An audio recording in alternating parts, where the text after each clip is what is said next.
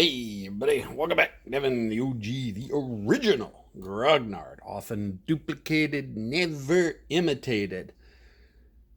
Yeah, all right, maybe that doesn't work. So we're sitting back down there at the table, and what do we got here? Oh my God! World at War 85, Storming the Gap. Storm and Steel expansion. We're going to be playing Scenario 5 out of this. Raid on Regensburg. I love the German language. Both fascinates and terrifies me at the same time. Was it one of the English kings? I think it may have been a French king at one point in the past said, I speak to God in Spanish. I speak to the ladies in French. I speak to men in Italian. And I speak to my horse in German. So, yeah, very harsh, guttural, scary language. I don't know. I speak a little bit of it. All right, so what are we looking at? We're looking at World War 85. I wanted to go over some of the components first. Let's take a look at, we've got a lot of charts and tables to help us. I know you're probably saying, baggies, but you got the ammo crate. Why haven't you? Well, I just haven't figured out how I'm going to break up the ammo crate yet. Well, not break it up, but how I'm going to sort things out. My OCD kind of means I have to take a very meticulous approach to it. We are going to be playing with a solo assistant, so we're going to be seeing the solo assistant in action.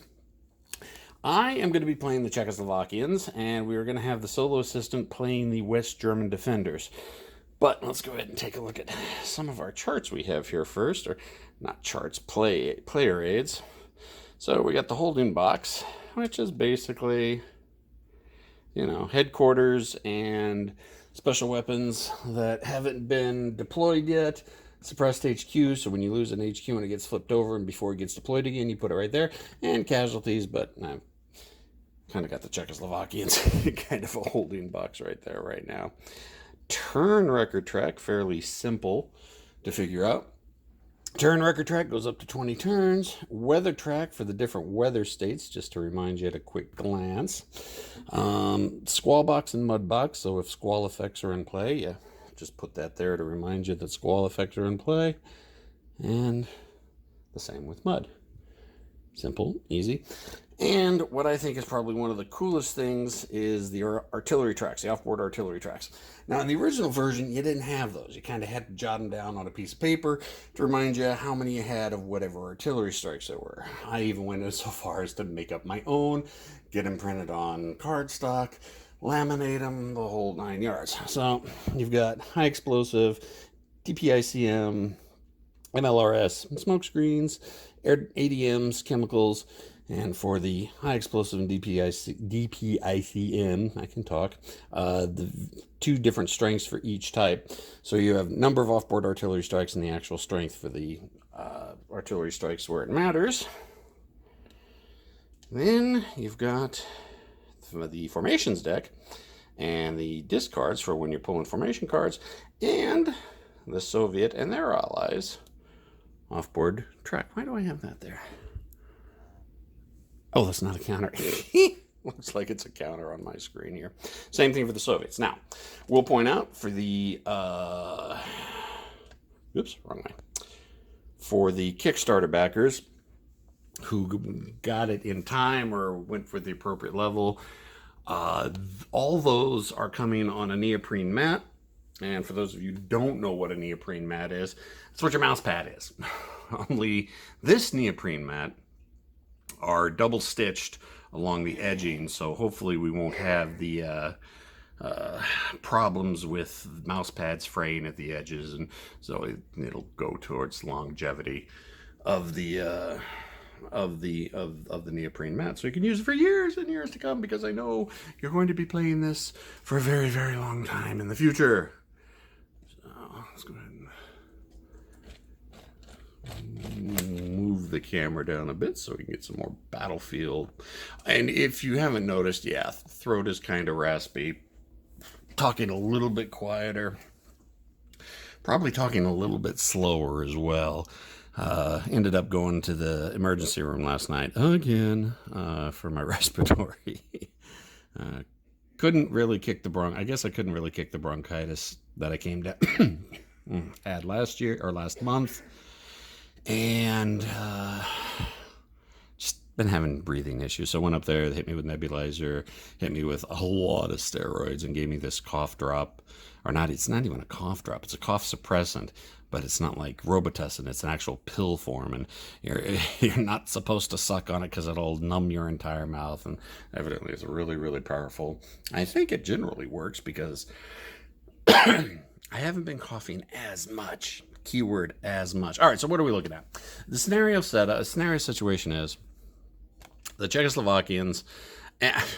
One of the reasons I wanted to do this scenario, or I wanted to do a scenario from Storm Steel, is I'm just fascinated with the Czechoslovakian inclusion in this game because they've got some really, really, really bad equipment. Let's take a look. Oh my, it's a T-55 AM2. Yeah, I don't care if it's an AM2. It's still a T-55. They're going to be facing West German Leos. So let's take a look. High explosive or armor piercing. Both have got relative same. Well, not relative. They do have the same range. 11. The firepower values. 3 dice at 6 for the T-55. Yeah. Whereas the Leo gets 4 dice at 5. I would say the T-55 is a little bit better at high explosive, but other than the range, 2 dice at 6 versus 3 dice at 5. Armor, 2 dice at 5 versus Leo's 3 dice at 6. And movements are 5, and then of course melee is 2 dice at 4 virtually. Everything has the same melee. Combat engineers and 1 or 2 other special units might have a different melee. So what is this telling us? It's telling us that the T-55s should not get into gunline duels with the Leos. I don't care if they do have the same range. The Leos are just going to shoot the T-55s up. I don't care if they're AM2s. They're still T-55s. So I kind of like the lower grade retro gear. I think that's kind of cool. And where is it? Is that it? That's it. I really, really, really wanted to play with this. The Dana. Homegrown Czechoslovakian 155 millimeter wheeled artillery piece. Yeah. It's just so cool. It's so absurdly cool. I had to play a scenario with it. So hopefully we'll get me to be seeing some artillery shots with that. So basically, Czechs are coming in from the north edge of the board. Traverse down. Capture this village. Got the objective marker in it. So 2 hexes. Got to capture it, and have to exit at least 7 units off that road. Now, if you kind of noticed, there's not a lot of Czech units to begin with. Let's go ahead and zoom in a little bit and kind of take a look. We have a full battalion of T-80s, T-55 AM2s. So that's 10. We've got 2 platoons of vehicles with BRDM. Are they BRDM? No, they're OT-64s. With OT-64 transports. We've got a recon. There's the OT-65 recon. Well, how can you tell if it's a recon if you don't know what the vehicle is? That little triangle right there, that red triangle, that means it's a recon unit.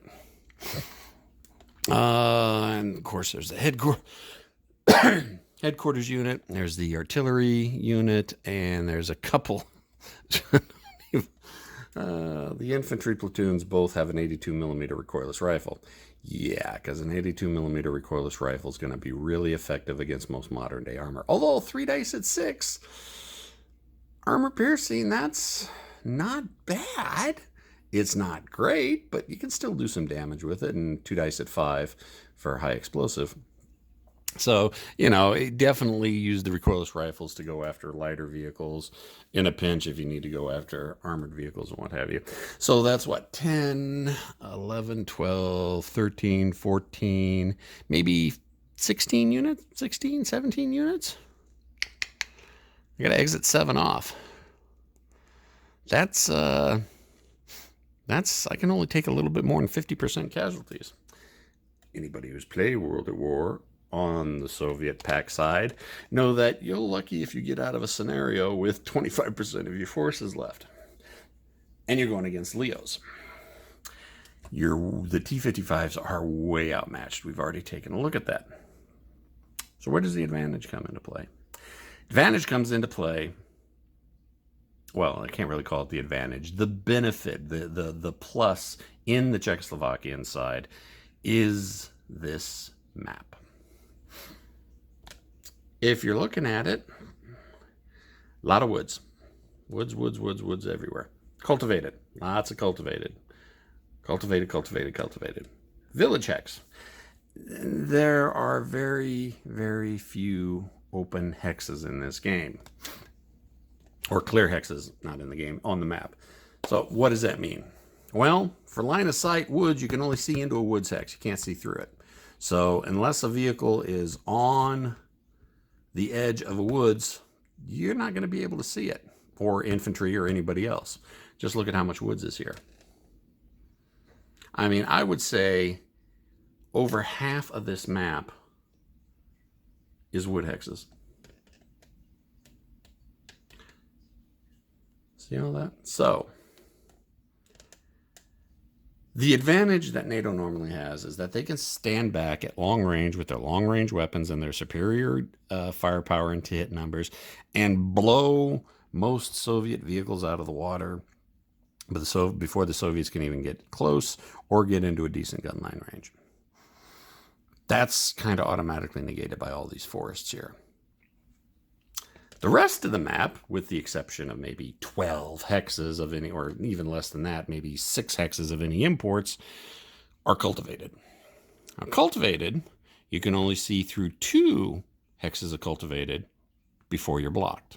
So if you're right here, 1, 2, you can't see here. So you've got this nice little valley here in the middle that you would think would be great for the Germans sitting back here or along the wood lines if the Czechoslovakians came down this road. And in a winter scenario, yeah, that would be fine. You could sit back and just pick off the Czechoslovakian T-55s as they exited that wood line. Can't do it in this one, in this summer map. Cultivated hexes make it impossible to see 3 hexes or more, which is also kind of a little bit of an annoyance because the West Germans have this little Milan unit that's got that black little triangle, which means it can't shoot at things more than 4 hexes or more away. So basically, that Milan is, in a sense, completely worthless, firing out anywhere this way.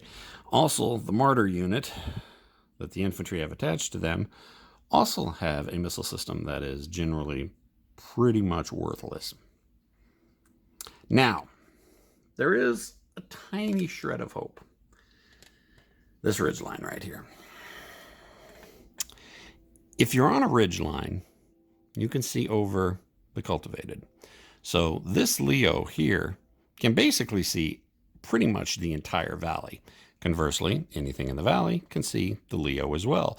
So basically you've got 1, 2, 3, 4, 5 hexes that offer really good line of sight in this valley, and conversely back to it. But you're not going to spend, Czechoslovakians are probably not going to want to spend a lot of time on that hill. They're going to want to get off of it so they don't catch fire from the valley. There are a couple, it's like this hex right here. It's a ridge line. Okay, and something I should probably explain if you don't know about it, how the line of sight in this works a little bit differently than most tactical games. Most tactical games, woods and hills are the same height. This has changed. In fact, it was the same way in the original World War game. Ground level is level 0. Woods are level 1. Hills are level 2. So in the past, hills and woods would basically be the same, and you'd have a pancake effect in this type of situation right here, where basically you're not on the ridge line or on the edge, so you wouldn't be able to see down. Here, since hills are actually higher than woods, you can see over the woods on a hill, but it does create some blind spots. We might be getting into that later. So you do have this unit right here that does have some visibility on the valley, and conversely have return visibility. If you can see them, they can see you. So we know the situation. Czechoslovakians are coming from the north. They got to capture a village, exit units off the south. Looking at the map, obviously, we have 3 roads and 3 entryways. My personal pros and cons for each entryway. I like this entryway because you're going to get a very, very, very massive distance that you can advance forward. Having the woods screen you before you get to the ridge line, and then it's a quick hop, skip, and a jump over to the village. That's going to protect you from a lot of incoming fire, unless, of course, the Germans move out to try to intercept you. But then again, the Soviet and Pac forces kind of want you to be at close range. And granted, the Leos, point blank range, 5 hexes, that 4 dice at 5 turn into 4 dice at 4, which is real deadly. From 3 dice to 6 to 3 dice at 5. What you want to do, or what I like to do, Pac forces are going to be outmatched vehicle by pretty much everything. The one thing where there is equal parity at is close assaults. 2 dice at 4. And at that point, the advantage slips to the Pac forces because the Pac forces have more vehicles or usually more units than NATO forces. So in this scenario, the T-55s against the Leopards, the T-55s are going to want to get in close. It's just the way it is, fact of life. You can do that coming up this roadway. Problem is, however, one, of course, the Germans could reposition, and that's a caveat for any road that you can take, the Germans can reposition on. The problem is, as soon as you hit this wood line, anything on this ridge line is going to be able to see you. Come down that road, the Leos these 2 Leos could either move to intercept, or this one could move to intercept, and this one move back on the ridge line. As soon as you hit that ridge line, now you're looking at a long-range duel with the Leos. Now, granted, you can kind of get over here behind the village to get some blind hexes, but then the Leos can just readjust. So I like this avenue of approach because you can get really close to the to the West Germans without catching a lot of incoming fire. Again, the only problem is when you trip on that wood line, then you're going to catch all holy hell from whatever's on the ridge. All right, so the second option is coming down this middle road. Again, not really a bad plan. You don't have as much woods, but you got cultivated, which are almost as good because you can only see a maximum of 2 hexes. So this Leo right here can only see out to this hex. I don't care if there's a road right there. It's cultivated. It's a cultivated hex. So, some careful maneuvering, you can kind of isolate the Leos how you want and approach them how you want, and the Leos can't get the long-range shots on you. Again, the problem that you run into is this silly ridge line, because the ridge line can look down onto the cultivated from up here, and you're going to catch a lot of fire from that way. If I were playing the Germans, I see the Czechoslovakians coming down that middle road. I'll take this. Now this setup is just my setup. I'm just going off of my setup. Your setup for the West Germans could be, whatever. Well, let's check. Oops, I think I can set the West Germans up anywhere. Let's check okay, set up before game start on map 46. Okay, I can set them anywhere. Okay, I just want to make sure that all of a sudden I thought, do I have to set up within a certain number of hexes of the village? No, doesn't happen. If using this setup, the Czechoslovakians would come down that road, I would probably leave this guy here. I would leave this Jaeger unit right here as well, because he can see down into the valley. Now there's going to be some blind hexes that he has to worry about, but you know, that's okay. And then I would take this Leo and move it back up onto the ridge and move this one down a little bit. And as soon as those Czech units clear these woods, the blind hexes of the woods, this is now open ground, basically, from a line of sight perspective. So that coming up the middle is probably the weakest of the three approaches in my opinion. Then we have this approach. Now, when I played this scenario last, when I was reaffirming the rules in my head and making sure I understood how the solo system worked, I had the Czechoslovakians under the solos, and I had them come down this way. The advantages and the disadvantages of this one are kind of a combination of the other two put together. You do have woods that are covering you, plus you've got this cultivated up here covering you. So immediately you're only going to have to worry about what the Germans have got on the hill or will reinforce up here. If the Germans decide to try to reinforce up on this hill, the advantage is still going to go to you because you're at point blank range. Czechoslovakians are going to be at point blank range. They want to have that advantage because then it's not too tough for them to swarm and overrun with close assaults, because they've got a lot of units. They've got infantry. They've got lots and lots of armor. They got 10 armored platoons. Germans have only got 3. Even at best op fire, you're only going to knock out 3, maybe 4 if you roll really, really, really well on your op fire. You're only going to stop about 3 or 4 of those guys. The rest of them are going to swarm your butt. So that's kind of why the Germans don't want the Czechoslovakians or any Soviet forces to get close. So depending on what the defense up here is, you come up here, you're at close range, which is what you want. Now, again, as soon as you hit this ridge line right here, which is kind of the same problem as hitting the wood line over here, you hit this ridge line and pretty much everything in the valley is going to be able to see you. Conversely, you can see them back. But if you get off that ridge line, then you're down into cultivate and you're back to being close at point blank range. So the middle path, in my opinion, is probably the weakest choice to go for. My opinion. I'm sure there are other people out there screaming right now, no, you're an idiot. Well, yeah, we know this, but that doesn't stop me from having my opinion. The two viable options are these two roads, and I personally like this approach better. I don't know why. It's just I'm attracted to this approach better. So that's the path we're going to take with the Czechoslovakians as I'm running it. So, 20 minutes is me just pontificating and doing an expose on how the tactics of this are forming up. Also, I would like to go ahead and point out the West Germans do have a Gepard. Czechoslovakians don't have any aircraft, so what good is a Gepard going to do? It can be used in an anti-vehicle infantry role. Long range, 18, 2 dice at 5. Not real good. However, it's not a bad infantry killer. 9 dice, 2 dice at 5 for the anti-infantry. So it's there. And the West Germans also have 81 millimeter mortar, half-tracked in a 113. So we're keeping her kind of in the back here. Yes, I know. Light glare. She's back here. Indirect artillery unit. She doesn't need to see. She can have her people spot. So that's basically what we're looking at. So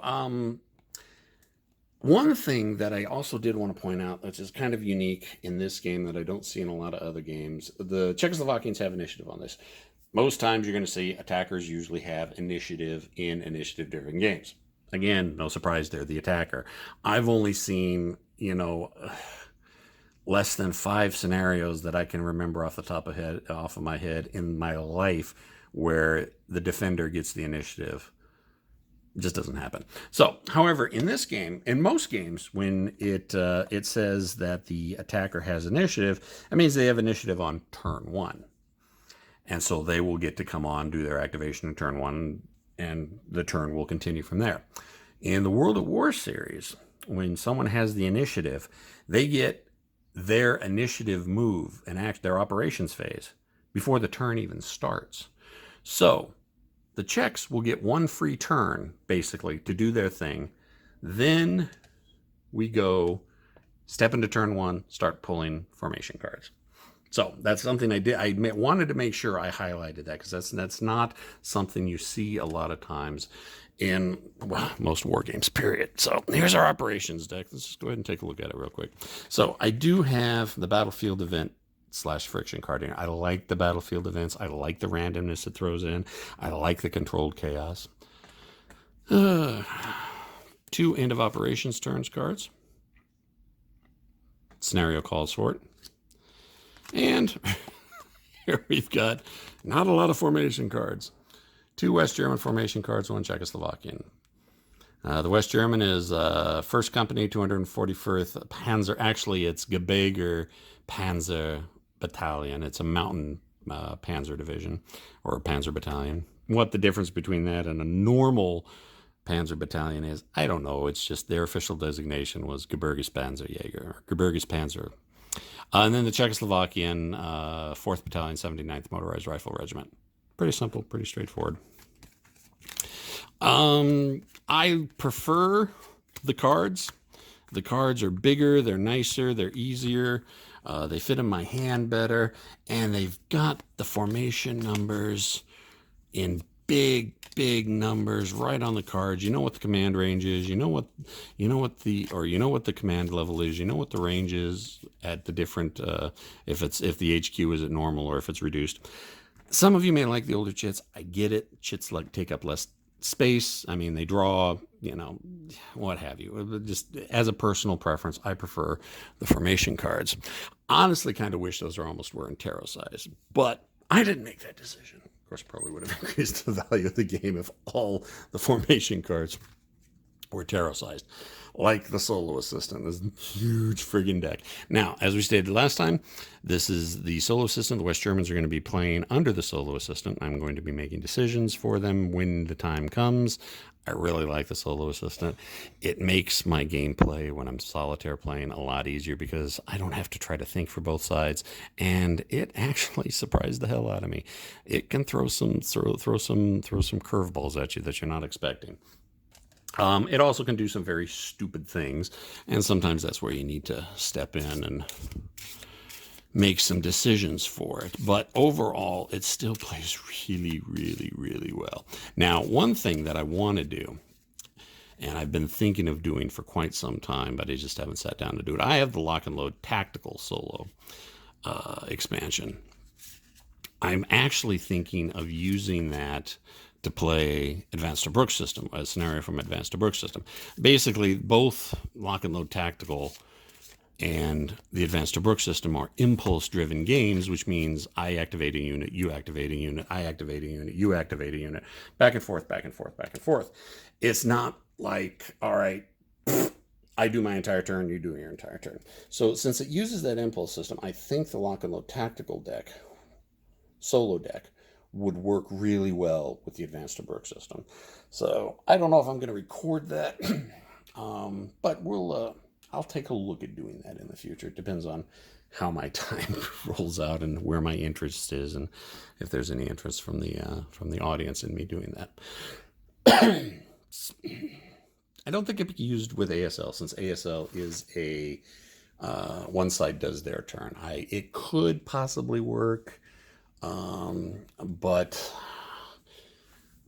squad leader broke me. I can't go back to ASL. I might every once in a while just for a light friendly game, but yeah, my ASL days are long behind me. All right, so we got the first turn. So what do we got? We got the Czechoslovakians. They get initiative. Actually, this isn't even the first turn. It's before the first turn. Czechoslovakians have initiative. They get to move their stuff on first. All right, so what we're going to do is we're going to come up typical Soviet fashion. Recon vehicle up front first. So 1, 2, 3, 4, 5, 6, because he's got a movement. Oh, he's got a movement of 5.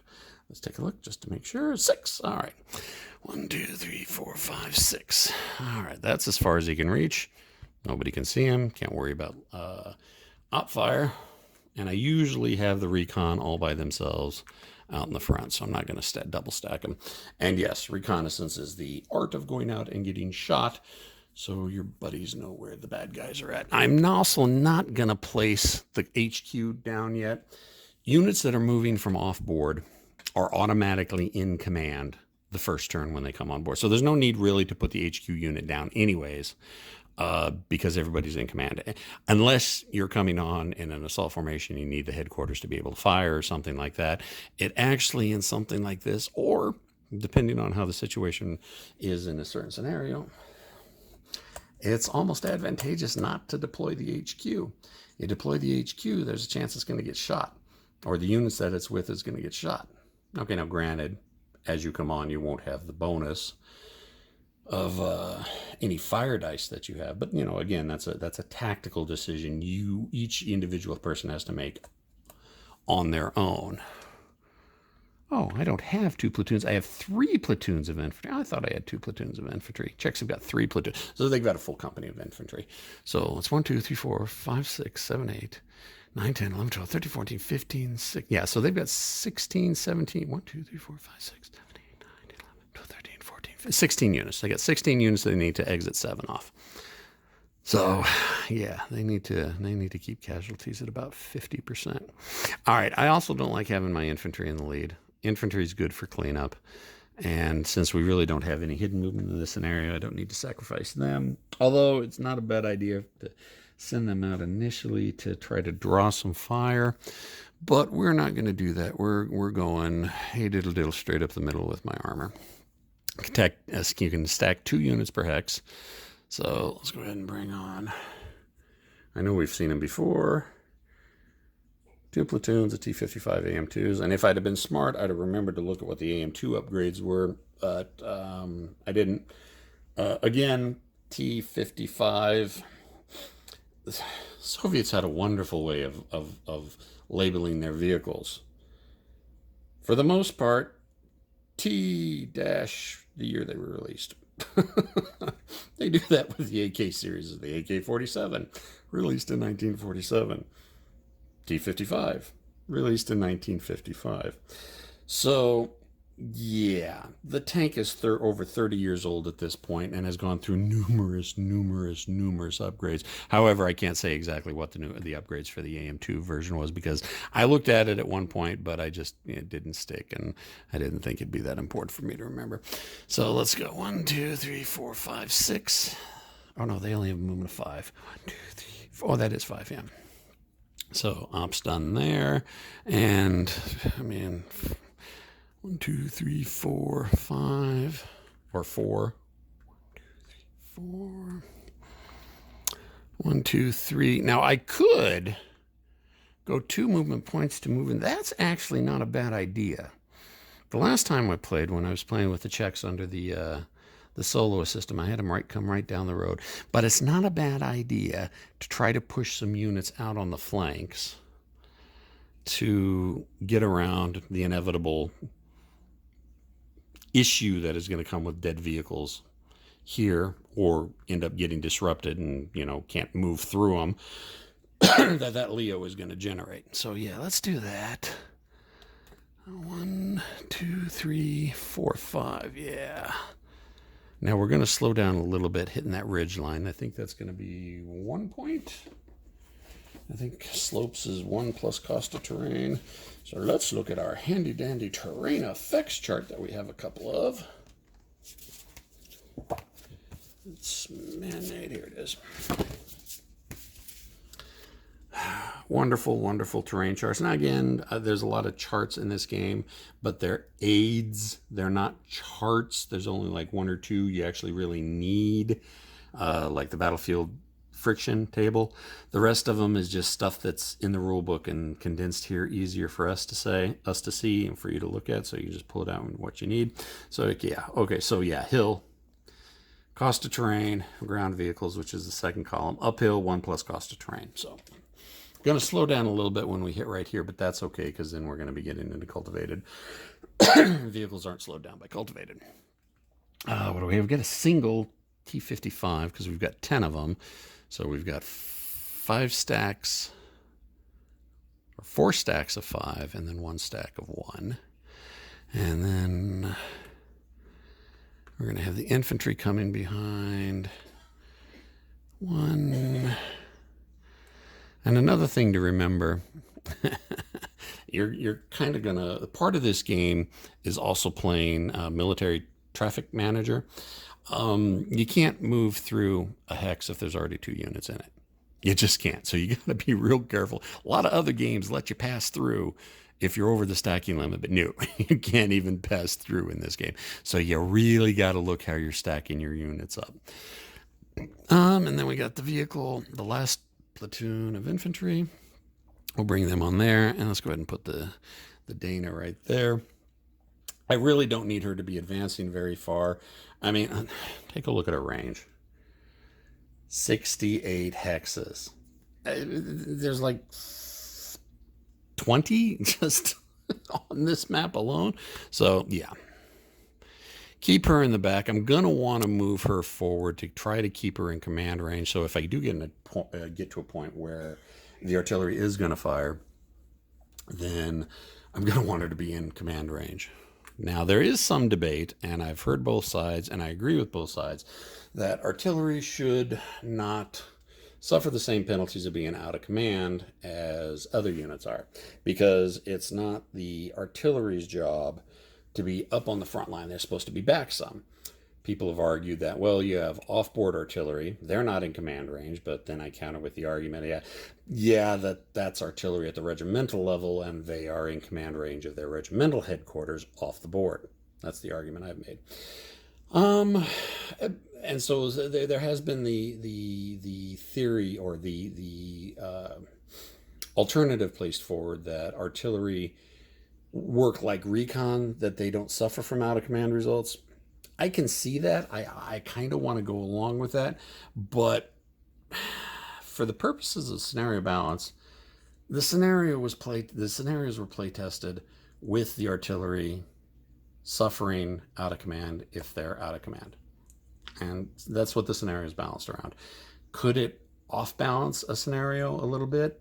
Yeah, probably. Is it that big of a deal? Mileage may vary. My opinion, play the game, not the rules. If you want to have the artillery not suffer from out of command, because artillery typically is supposed to stay further in the back, out of the command range of the headquarters, then play it that way. I don't think it's going to have that much of an effect. But yeah, that's a call you're gonna have. But make sure that your opponent is okay with with whatever quote unquote ruling you decide to go with. So yeah, any rules changes you ever want to make to a game, make sure your opponent is on board with it before you start playing. I'm just saying, don't throw that as a surprise at the last minute to them. Okay, so that is the Czechoslovakian initiative before stepping into turn 1. Look at our turn track up there. Yay! We're on turn 1. Weather is clear. That is, all the scenarios you're going to be playing are clear, unless a scenario-specific rule tells you to have the weather at a different level, or if a battlefield event temporarily changes the weather level. And I think there's actually one on there where it permanently changes it up or down 1 level. No squall, no mud. So, oops. Oh, stop doing that. There we go. Stepping in turn 1. First formation guard. End of operations. Okay. I think the Czechs would be okay with the turn ending relatively soon. I got 12 turns to get down there. When I played it by myself, I stopped it by turn 7. Let's see. All right. Oh, there we go. 4th Battalion, 79th Motorized Rifle. And this is what I was talking earlier about the cards, having the numbers very large on there. So you've got the command value, command range for when the headquarters is full strength, command range for when the headquarters half strength. The old system, you kind of had to write it down. They may have been on the tokens, or on the chits that you pulled, but the chits were so small, I could never see them with my old eyes. So, Czechoslovakians get to go. So again, well, not again because we haven't done it yet, but first thing, let's take a look at the player aid. Let's go through this procedurally. Where is the player aid? Here we go. Again, player aid, not player chart. initiative phase, we've already done that. Okay, so operations phase, if it's an op card, yep. If it's a close air support, yep. If it's an electronic warfare, battlefield event, yada, yada, yada, goes through and explains all the different, what happens when you pull a card during the operations phase. Draw a formation card. Go down here to the orange section. Refresh. Remove ops complete and out of command markers. Easy enough. That's what we're doing right now. There are no out of command, so we don't have to worry about removing them. Command status. Reassign leaders, deploy headquarters, and check for command effects. All right, so this is where we take our headquarters. Whoops, that's the NATO headquarters. We take our headquarters, which again are held in their respective holding boxes, and we can decide to put it anywhere we want. This is one of the biggest rules changes I think that we encountered from the last game, is that every turn you can switch the headquarters wherever you want. Now, it's not an actual physical representation of the command vehicle zooming and zipping all over the place. It's more, this is where the command staff is focusing its attentions on, and the area of operations right around it. So I think what we're going to do is we're going to put it on this second unit back. I want to make sure to try to get as many people, many of my own formations in command range as possible. Command range is 4 because it said so on the card. So 1, 2, yeah, everything's going to be in command range. So we don't have to worry about checking for command, which I believe is the next step. Nope. Oh yeah, check for command effects. That's when we put the HQ down. Then you check for command effects. If anything's out of command, you roll against the formation rating. If you roll less than it, less than or equal to, units in command. If it's not, it's marked with an out of command marker and can't do anything all turn. Missile reload. Roll missile reload status for units with missile ammo reload markers. We'll be getting into that. Disruption removal. Check to remove disruption markers. Nobody's disrupted. Off-board artillery strikes. Execute up to 2 off-board artillery strikes. Czechs do not have any. Then we go right into the actions phase. Activate units and stacks. Execute actions. Actions available are listed immediately below. Once all desired units and or stacks have executed actions, proceed to 1.7. So what are the different actions? Actions available. Movement, direct fire, move and fire, onboard and direct fire, assault. And then a quick summary. Oh, the nice thing is, excuse me, has the command rule or the rule book reference right there. So if you're not really sure what or how to do onboard direct and direct fire, do assault, do movement of fire. It tells you the rules reference right there. And a brief reference, a quick overview of what you can do. And then we're not at ops completed phase.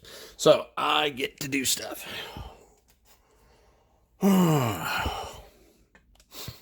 Now, I know I'm going to catch some hell from that Leo as soon as I stick my greedy little nose out. Question is, do I want to sacrifice my recon unit to try to get them ops complete? You know what I need to do? I didn't check, and I wanted to avoid this. How does the solo assistant deal with op fire? I think it's a if it makes sense type of rule. But just to make sure,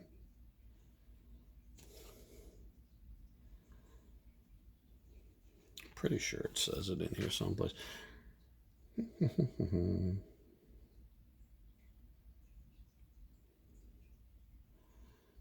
Priorities, special orders, optional rules, and it just goes into walkthrough. I think that's one of the command decisions, or one of the decisions you as a player have to make for the solo assistant, when to do op fire. Now, I can run this recon unit out here. I can move him right to there, and I'll now be in line of sight. Leo knows all this stuff is coming up behind him. Is he really going to want to waste his op fire on a recon? Some players might. I'm not one of them, but some players might. So, let's see. What do I want to do with my recon? You know what? Let's actually move them off the road for a little bit. Since I know the Leo is not going to waste its fire. Again, one of the hazards of playing solitaire. And one of the things I don't think the solo assistant addresses, but again, it's an all-inclusive system to be used for every scenario. It does what it can, and it's an assistant. It is not an AI. It provides the guidelines for what the units will do. Sometimes you have to make decisions. So we'll go 1, 2, 3. And I think we're going to leave the recon there. Right? Really, the biggest thing I want the recon for is to be able to start getting eyes so they can drop artillery. If recon calls in on artillery strike, I don't have to make a spotting roll. I don't have to check to see if the individual units can do it. Anybody else other than a recon or a headquarters has to make a command check, and command check for the Soviets are usually 6 on 2d6. So, want to keep the recon alive to make sure your artillery you can at least get the call into the artillery. All right, so let's go ahead. Well, this is Soviets, or Soviet Warsaw Pact. 1, 2, 3. Do I fire there? Is the Leo going to fire there? Or is it going to wait for it to continue moving? Or is it even going to continue moving? The T-55s are not enhanced fire and move. Since they're not enhanced fire and move, and there is a chart for that that tells you if it is enhanced fire and move. Don't believe it is.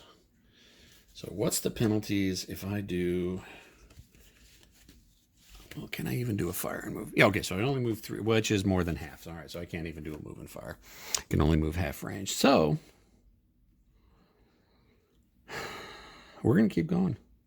Again, I need to play to the strengths. I cannot sit here and try to get into a gun duel with the Leos.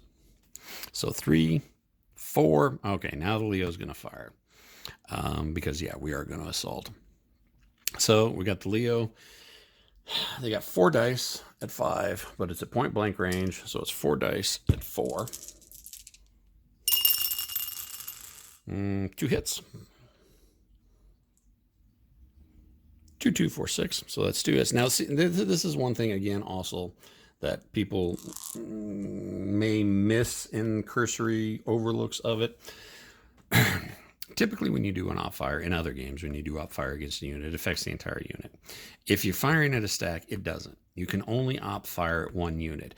It's possible, if you get enough successful hits, that it will roll, any excess damage will roll over to the other unit, but then you've got to generate a lot of hits to do that, to eliminate the first unit before you start working on the second unit. So we got 2 hits, so we need to make saves. We got 2 dice at 5. They're in cultivated. Cultivated does not give any defensive bonus to vehicles. Does to infantry, but not to vehicles. We got a 4 and a 3, so nope. No armor saves because they're at 2 at 5. So they're going to take 2 hits. First hit disrupts. Second hit reduces. So we flip them over, put a disrupted marker on them, leave them right there. Now, T-55 has done its ops fire. Continue moving, going to the assault. Going to the assault, it's 2 dice at 4. Both sides have 2 dice at 4. No modifiers, no armor saves. This is straight up hits. So we're going to roll for the T-55 first. So the T-55 got 1 hit. That's good. So 1 hit for the T-55. And the Leos get 2 dice at 4 as well. And they got 1 hit. All right. So in the grand scheme of things, what the hell does that mean? Well, 1 hit, first hit, always disrupts. So both units are going to disrupt, which actually is good for the Czechoslovakian player. Not so good for the West German player. All right, now who wins the combat?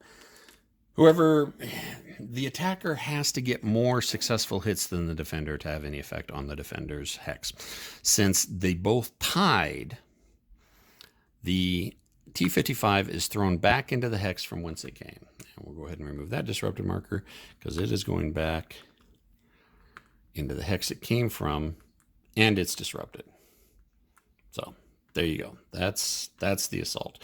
Had the Czechoslovakians gotten 2 hits to the Germans, 1 hit, the German would have been forced to retreat, and the T-55 would have remained in the hex. Since it's a vehicle hex, it can then make another, if it has the movement, it can make another hex of movement in any direction. It can't follow up the assault with another assault.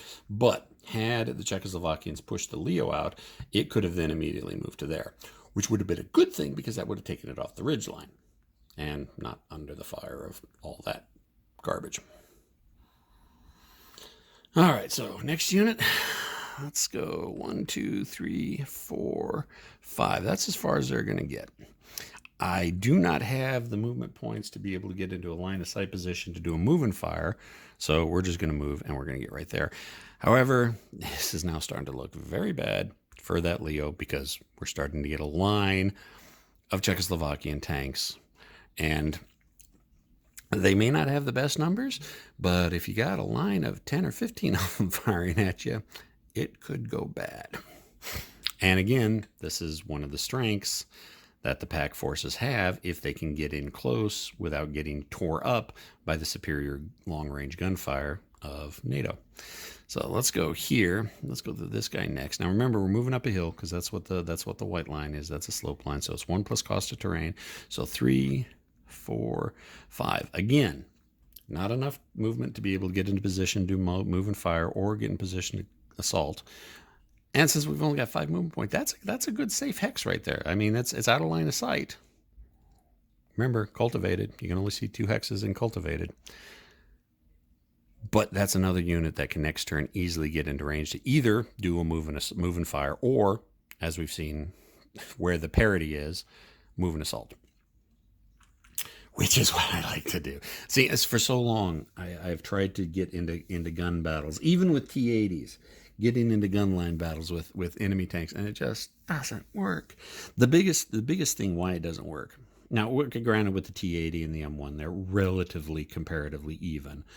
I think there's like 1 or 2 hexes difference between point blank range, and the stats are across the board similar enough to be not an issue. In those type of situations, NATO has 2 activation cards. They could activate, if things go really bad, 4 times before a pack unit can activate once if you go between turns.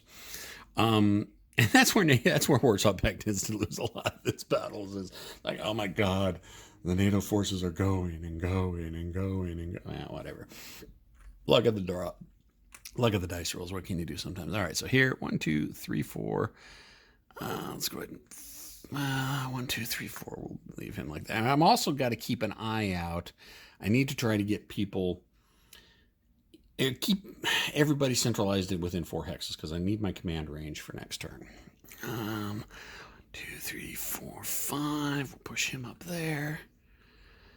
And 1, 2, 3, 4, 5. Just follow the infantry down the road. There's no reason not to move the Dana to try to keep her within command range. I'm not firing this turn. So 1, 2, 3, 4, 5. So we'll keep her moving to try to keep her within command range. All right, ops complete. That's the turn. Take a look at your sequence of play. Ops phase complete. Well, all right, so we're done with the ops phase. If no cards remain in formation, proceed. Otherwise, return to operational phase 1 and draw the next card from the formation deck. No, we're not. We still got formation cards. So let's go ahead and see what we got for the next formation. Yep, there we go. First Company 241 Panzer. Again, I'm not going to do this every time, but I do want to show it for a couple activations. Formation impulse, refresh, remove ops complete and out of command markers. Well, I've only got 1 ops complete marker because only one thing did something. No out of command markers. Where are we? Reassign leaders, deploy headquarters, check for command effects.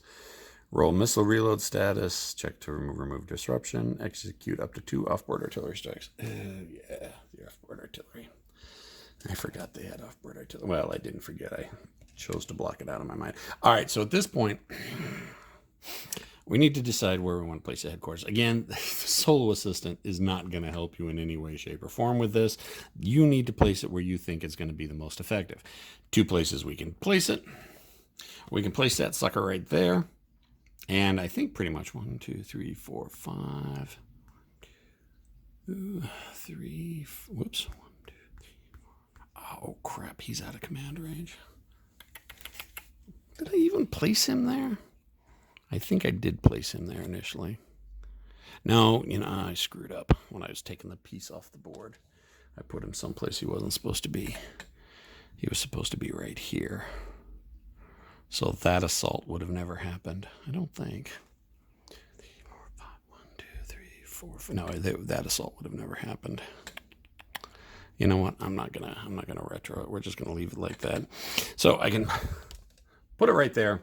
Everybody except for that one counter that I misplaced will be out of command. Or I could put it right there to help with the rally, and then maybe get him the hell out of Dodge, because one Leo is not going to stand up to all that. That's just not going to happen. The problem is 1, 2, 3, 4, 5. Yeah, everybody else I'll have to roll for out of command because we'll be out of command range. It's actually... Yeah, but see if I fail. Well, the chances are... You know what? Yeah, we need to get this Leo platoon out of here. We got so few Leo platoons. Let's go ahead and put the headquarters there. Roll for disruption. It's normally a 7 because that's what the unit's command factor is, which we get off of the command card. See that red 7 right there, or the white win the red? That's the command rating. So it's going to be a 7 to undisrupt, but he's with a headquarters unit. And if you notice, headquarters got this funky, cool 2 on it. Not only is that the morale modifier, that's also the fire modifier. But for our purposes right now, we need it as a morale modifier. So 7, 8, 9. Basically, we need a 9 or less to undisrupt that Leo. And we do. All right, cool. So we undisrupt him. However, and I should have done this when I placed the unit, we got a lot of units we got to check for being out of command. Pretty much everybody. So we got this one Leo right here. Again, this is straight up command roll, so it's going to be a 7. We need a 7 or less. No, 10. So that Leo is out of command. The Jaeger right here. They're good. Let's do the mortars down here. Nope, mortars are out of command. The Gepard, not that it's that vital at this point.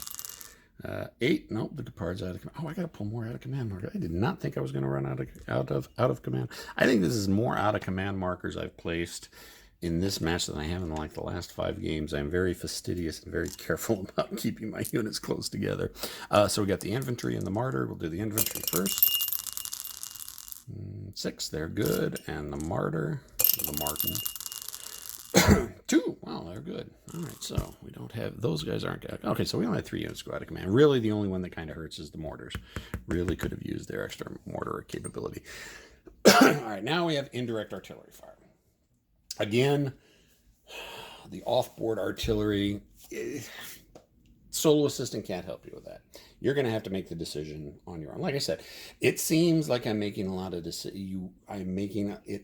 It seems I'm making a lot of decisions so far for the solo assistant, but we're running into the couple of things that the solo assistant really doesn't cover. Now, one thing I should have pointed out, the West Germans do have off-board artillery. They've got 2 uses of artillery-delivered mines. I don't like ADMs. So, it's only logical. We have the headquarters unit up here, and the headquarters can make contact and drop artillery with no problem, that they're going to call in one of their ADM strikes. So let's go ahead. I'm just going to do it now. Mark the 2 strikes down to 1 with the counter. Since it is being called in by the headquarters, I don't have to roll for contact, but I do have to roll for scatter. It'll scatter on a 6. Ah, good God. All right, so it scatters. Oh, this could be bad because this was going to be the... Oh, I don't have the fire. There's supposed to be a fire for effect marker that you put down in the location. However, when I'm running solitaire, I know where I'm putting it. I just remember it. So that was going to be the target. Oh, no, this could be very, very bad. So you roll drift or roll directional. It's supposed to be 1 for north, but it really doesn't matter. You're determining the decision randomly. We'll go 1 and then go clockwise. Please don't be a 4. Please don't be a 4. Please don't. Okay, 1. So actually, that's probably even a little bit better. So it's going to scatter to here. Now we have to roll to see if it scatters again.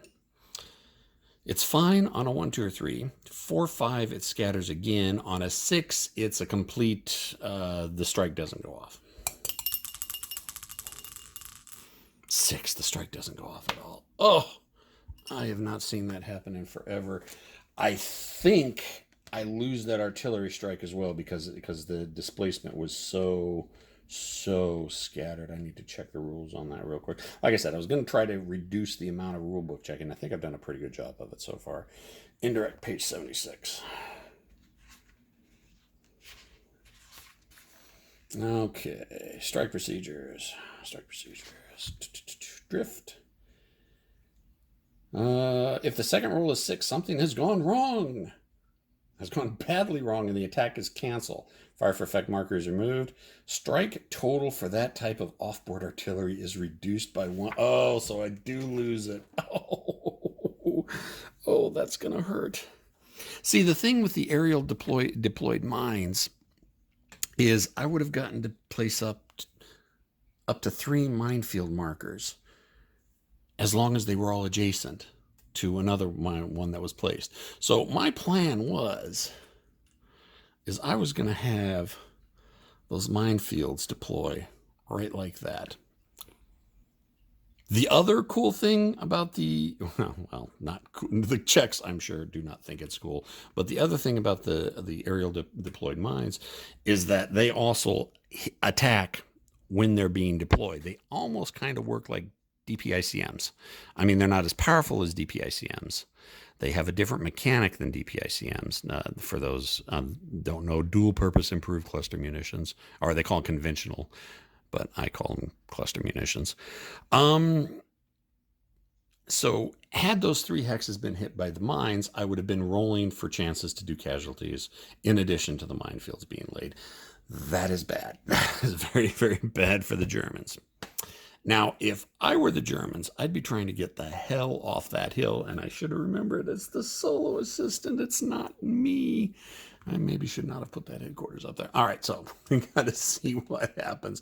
So let's go ahead and nominate this unit first. Draw a card to see what happens. So, again, how do you check to see where you're looking at on the card? So you check for units that are within line of sight.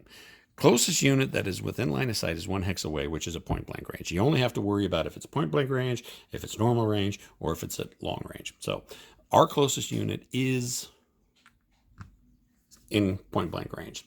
Point blank range means we use the red order, which the first order under the red heading is fire. See, now this is a point where I can play the card as drawn, or I can step in. I don't know anybody who would try to sit up there with the Leo and try to duke it out. This is one of the times that I am actually going to step in and override the card's command. And again, you can do this at any point. Again, I mean, it's a very fine balance. There are people who say, it's like, well, that infantry, using the lock and load tactical solo system, it's like, oh, there's no chance of I wouldn't run my infantry across the road in the middle of the front of that machine gun. Yeah, well, I might. So it's kind of a balance. You're going to have to decide for yourself on how much you want to give to the cards, how much do you want to play for the cards. And again, it seems like I'm making a lot of decisions, but really, when we start seeing more, it's not that much. So I am going to override that, and this Leo is going to get the hell out of Dodge. We're going to move here, which immediately puts it out of line of sight of everything.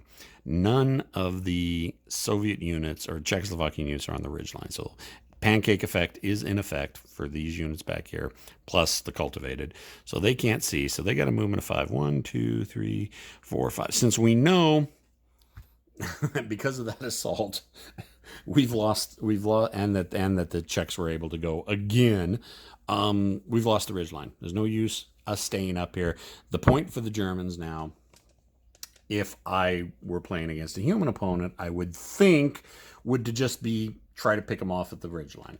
Well, we got the solo assistant. I need to remember that. So the solo assistant's not going to go along with what I think it should do. But I think the headquarters would try. The headquarters attached, the Leo would try to pull them back. So all right, we'll go with that, and we'll mark them ops complete. So what do we do next? Next, now we've got nothing that's got line of sight on anything. Oh, no, yeah, not even those Jaegers have line of sight. So what I think I'm going to do is I'm going to go ahead and make a command decision for this Jaeger. I am not going to activate that Jaeger. That Jaeger has got line of sight on the ridge. We want him to be able to shoot at the Soviets when they come up to this ridge. So I'm going to say, all right, ops. I'm not going to mark them with ops complete, but I'm not going to activate that unit. The 3 out of command units can't do anything. The infantry in the city or in the village, I'm going to leave them there. There's no need for them to move or do anything or to move out from a victory point location. However, now we got this Leo here. Now he's out of line of sight. So since he's out of line of sight, we draw another card. Since he's out of line of sight, there are no range bands that we can go off of, because you got to remember the 3 colors, red, yellow, blue. When you are in line of sight of someone at point blank range, when you're in line of sight at someone at normal range, or when you're at long range. So since we don't have that, we immediately go into secondary. So secondary commands. AoE closest to a target. Well, the AoE, the automated enemy unit, is this guy right here. So that's the unit we're going with to a target. And again, these secondary orders are anybody. It doesn't have to be anybody who's in line of sight. Usually this is for units that are out of line of sight. This is what you got. All right, move towards. All right, so their command is move towards the closest enemy unit. Closest enemy unit is obviously these guys right here.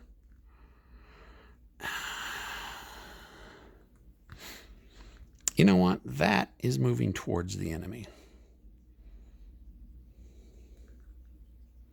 Actually, I could probably go 1, 2, 3, 4. No, I couldn't get close enough to assault. It would be 1, 2. Well, 1, 2, 3. No, I'd need 6 because that's a slope. It would cost me 3 to go up that. We're gonna hold him right there. This, and honestly, it's kind of a legitimate move. We move him right there. That allows him to start covering that ridge line now. Now, granted, realistically, yeah, the Czechs are probably just going to come rolling down the hill and try to assault him. But, you know, we're trying to let, and if I was in focus, we're trying to let the cards run them as best as we can. All right, so that's basically it. Out of command units can't do anything, and the 2 other units I've elected not to do anything for, just because, you know, I don't want to say common sense, but it makes a degree of sense, and I haven't decided. Now, I could totally have pulled cards for that, but, you know, I don't want to. This is kind of the decisions that you make. Are you making all the decisions? No. But, you know, it's enough of an assistant to help you along. And we are over an hour now, and we haven't even got through the first turn yet. So we're going to go ahead and call this video here. Again, I went kind of slow. I spent, 30 minutes just doing an expose at the beginning, and then a lot of describing from here on out through the rest of the turn. Try to speed things up a little bit, because I know it gets real boring listening to me sometimes. I understand, especially when I'm just talking tactics from, my opinion, and I'm not a clever man. So there's a lot of people that would disagree with me. Thank you, everybody, for those of you who did make it this far. I appreciate that. Questions, comments, concerns, complaint, criticisms in the comment section. I'll see everybody next time. See ya!